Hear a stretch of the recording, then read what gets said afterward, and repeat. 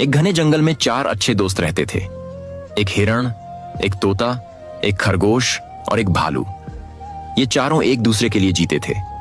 हिरण की रफ्तार, तोते की चेतावनी, खरगोश की चालाकी और भालू की ताकत मिलकर एक ऐसा समूह बना चुके थे जिसे जंगल का कोई भी जानवर हिला नहीं सकता था।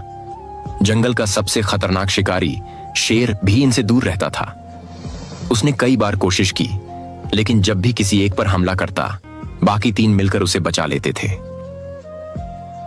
एक छोटी सी बात पर चारों में झगड़ा हो गया। हिरण ने कहा, मैं सबसे तेज हूं, तुम सब मेरी वजह से बचते हो।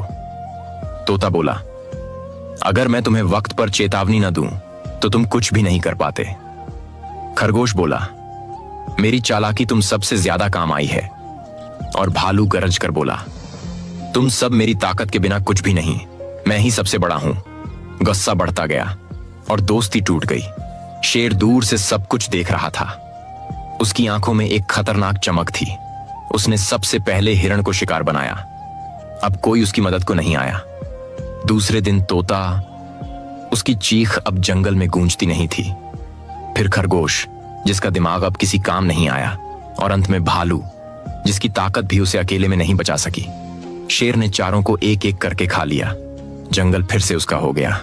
अगर दोस्ती बची होती तो आज भी जंगल में उनका राज होता, पर एकता टूट गई थी और वही उनकी सबसे बड़ी कमजोरी बन गई। इस कहानी से हमें यह सीखने को मिलता है कि एकता में ही असली शक्ति होती है। अगर हम एक दूसरे की ताकत को पहचानें, सम्मान करें और साथ मिलकर रहें, तो कोई भी मुश्किल हमें हरा नहीं सकती। लेकिन अगर हम आपस में ही लड़ने लगें, तो दुश्मन का काम आसान हो जाता है। इसीलिए एकता में ही बल है।